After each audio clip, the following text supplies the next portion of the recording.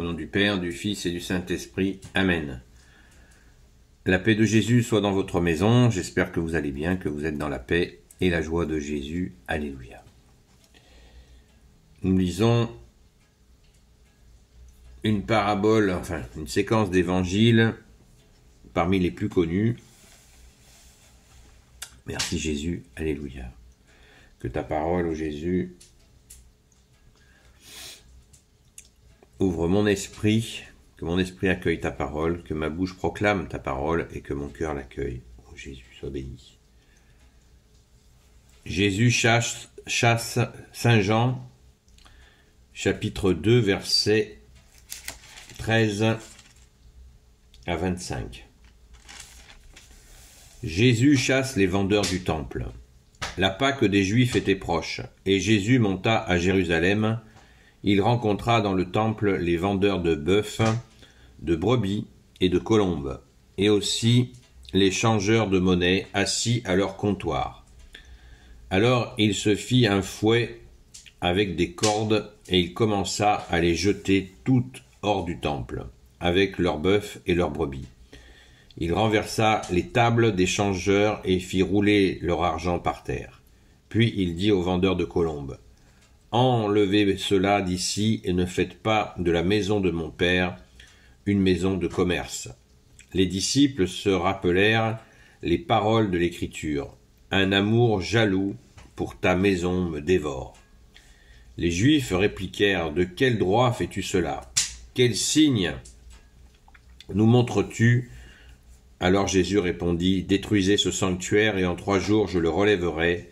Les Juifs lui dirent: voilà 46 ans qu'on travaille à ce sanctuaire, et toi tu le relèveras en 3 jours. Mais le sanctuaire dont Jésus parlait était son propre corps. C'est pourquoi il se releva d'entre les morts. Ses disciples se rappelèrent qu'ils avaient dit cela. Ils crurent à l'Écriture et à ce que Jésus avait dit.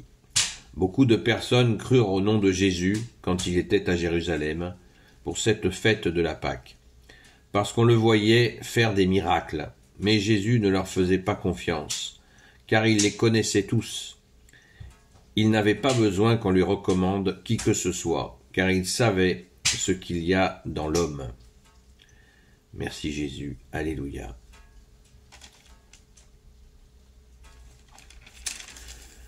Eh bien, cette séquence d'évangile est absolument magnifique. Les vendeurs du temple, ou les marchands du temple, cet épisode est absolument extraordinaire. C'est le seul moment où Jésus nous montre la saine colère. Jésus nous interdit la colère. Important. Et la saine colère qu'il a eue là, la sainte colère qu'il a eue là, eh bien, c'est l'exception qui confirme la règle. Alors, est-ce que nous devons en profiter pour dire « ouais, je vais pouvoir me taper des saintes colères » ? Eh bien, on n'est pas Jésus, donc il vaut mieux garder sa demande, son interdit, puisque Jésus nous a donné 5 interdits d'amour, dont la colère. Comme on dit, la colère n'est pas bonne conseillère. Même si c'est une sainte colère, à éviter. Dieu n'aime pas les orgueilleux. Et il convient d'éviter la colère, parce que de toute façon, la colère est souvent à côté de l'objectif. Et elle nous détourne du but recherché. Alors, pourquoi cette révolte de Jésus face à cela? Eh bien, je pense que c'est assez simple. C'est très simple. Les pratiques, nous avons dans une autre partie de la Sainte Bible, dans l'Ancien Testament et dans le Nouveau, où il nous est dit, où Dieu nous dit: laisse les sacrifices, laisse les offrandes, et ce que je veux, c'est la miséricorde. Donc cette pratique qui consiste à faire du troc avec Dieu, je t'échange ma dévotion, je t'échange mes prières à quelque chose que tu me donnes. Voilà. Ça, c'est pas quelque chose, c'est quelque chose dont Dieu veut nous sortir. Je fais un deal avec toi.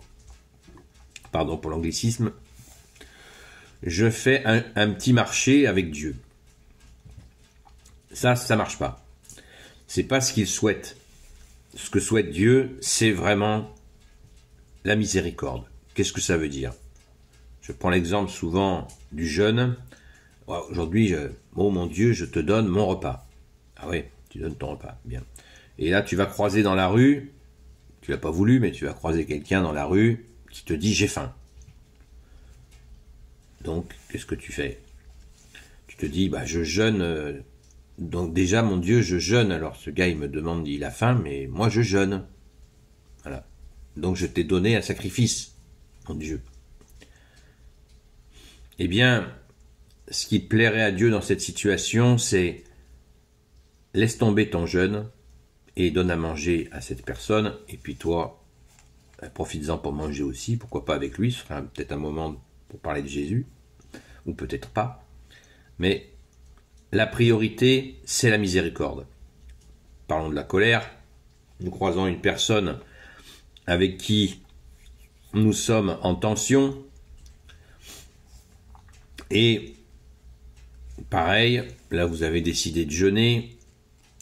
Et la personne vient vers vous et fait au fait, toutefois, je t'ai mal parlé, je te demande pardon. Non, mais j'ai pas le temps là. Hop. On passe le chemin.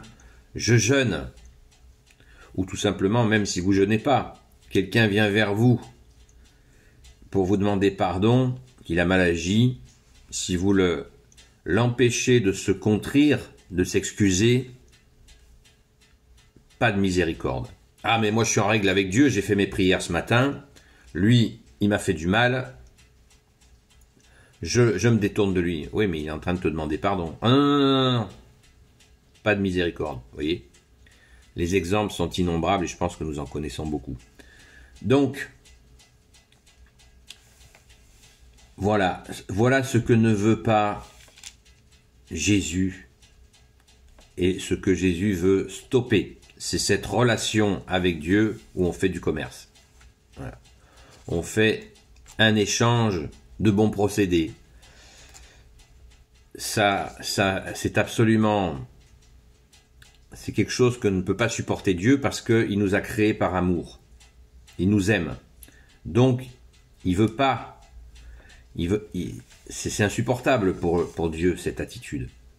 Il veut pas que nous soyons dans cette relation-là. Dans une relation vraiment qui n'est pas belle, quoi. Qui n'est pas belle, qui n'est pas la réalité. La réalité, c'est que Dieu nous a créés par amour, nous les hommes, qui nous a fait à son image, et il nous a donné un cœur pour l'aimer lui, Dieu, Père, Fils et Saint-Esprit, et par Jésus bien sûr, et pour aimer notre prochain. Donc pas d'attitude fonctionnaire, si vous me passez l'expression. Voilà. Un fonctionnaire, ça veut dire qu'il fonctionne. Il veut pas fonctionner. Il veut un amour authentique. Et c'est bien légitime, puisqu'il nous a tout donné. La vie, un véhicule qui est notre corps, un esprit, une âme, avant tout. Merci Jésus, alléluia. Sois béni Jésus dans tes anges et dans tes saints. Cette parabole, on peut en parler bien plus. En moins de 10 minutes, c'est pas évident. Donc, merci Jésus de nous apprendre vraiment cette relation que tu souhaites avec nous. Merci à notre chère Sainte Patronne, Sainte Marie-Madeleine, de nous apprendre à aimer Jésus. Sans te lasser, grande sœur, merci, alléluia. Béni soit le Père, le Fils et le Saint-Esprit.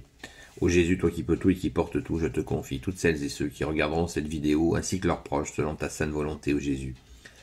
Sainte Marie, Saint Joseph, Sainte Marie-Madeleine, chère Sainte Patronne, et vous tous les saints et saintes amis de Jésus, Saint Michel Archange qui est comme Dieu, Saint Gabriel Archange, Saint Raphaël Archange, et tous les anges qui te servent, Saint Raphaël, et tous les anges qui te servent, ô Jésus. S'il vous plaît, je vous confie toutes celles et ceux qui regarderont cette vidéo, ainsi que leurs proches. À très vite!